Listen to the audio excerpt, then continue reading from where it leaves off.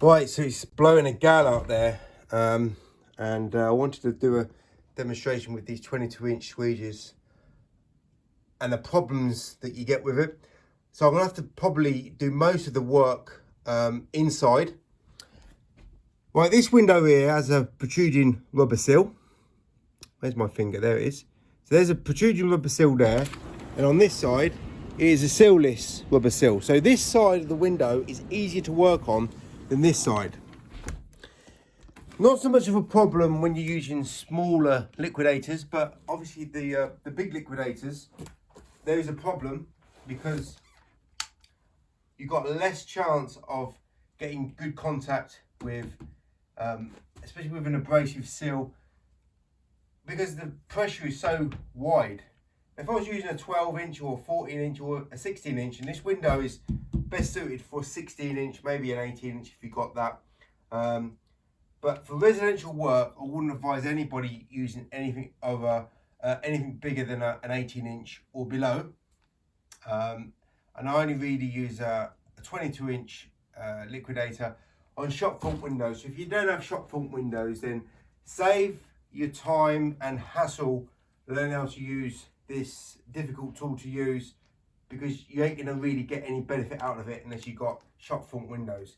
Now I've got two liquidators here. They've got two different rubbers in, and because I'm going to work on the more difficult side of this window here, you're going to see that even on the rubber that performs well, and the reason why this rubber performs better is because it's more supple and soft, and the longer the channel, it's better to use a more supple rubber. And lots of people say that hetero rubber is the best rubber to use, and it might be the best rubber to use as long as it's under an 18-inch sort of in length. Anything over the 18-inch with an hetero rubber doesn't perform well in any squeegee, and in a liquidator you're not going to get any good results with it.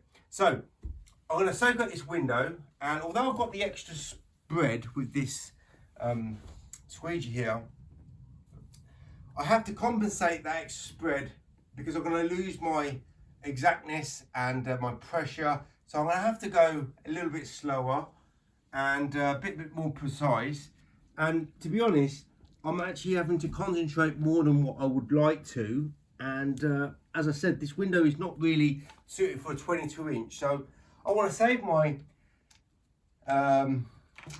anxiety, let's say, for looking for 100% results. I have got 100% results, but I had to make sure that I was doing the job, you know, at a high level than what I would ideally want to be doing. Because if you're really concentrating all the time that much with a big channel, you know, you're losing the fun of using these tools. If you use a smaller tool, you can work more quicker, put the squeegee in an easier position, and just generally get your work done easily, and get that enjoyment factor of never having to detail the window. Right, so I've got a different rubber in here. It's a lot firmer. Both rubbers are okay rubbers to use, but in 22-inch squeegees, you can always find a problem, right? And although I'm gonna have to be a little bit more careful, I've got my rubber soapy. It's all doing what it should be doing. I'm not snagging on anything other than I'm not getting full contact with the frame. So there are places where, like here for example,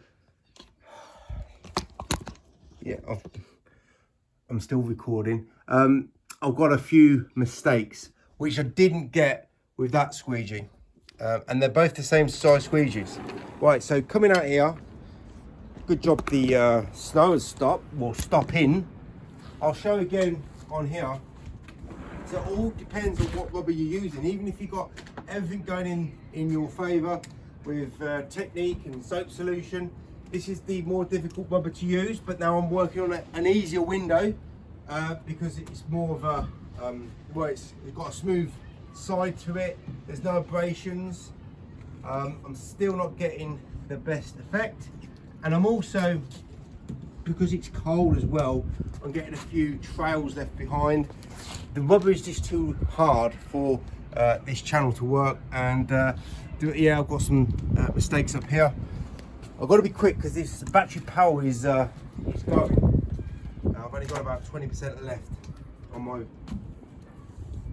camera here. So, different squeegee rubber, but unfortunately they don't sell this rubber anymore. It's obsolete, but luckily for me I've got lots of it, so it will last me for many years.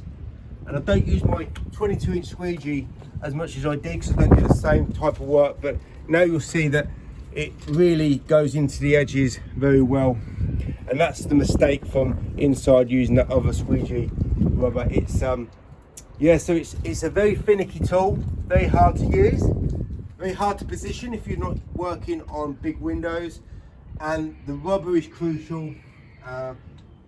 You know, I've got a little bit of experience with rubbers, what rubbers are good to use and what is not so good to use, but generally if you're using a rubber that's hard, they ain't going to work well in any channel. But when you're working with precision, hard rubber with a long channel in a Liquidator, it's you know, it's a no-no. So hopefully just give a little bit of insight how these tools work.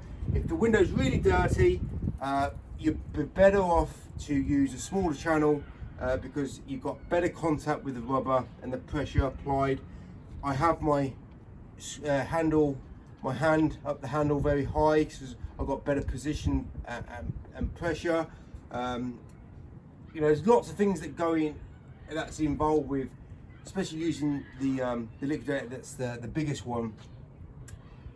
So to be honest, if you're not working on big panes of glass, just stay away from the Liquidator, because you'll just be unimpressed with the performance you'll get out of it.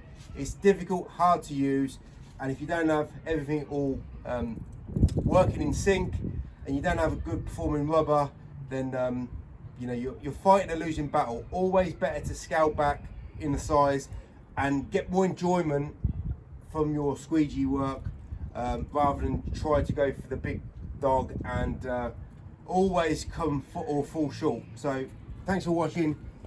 That's the video over.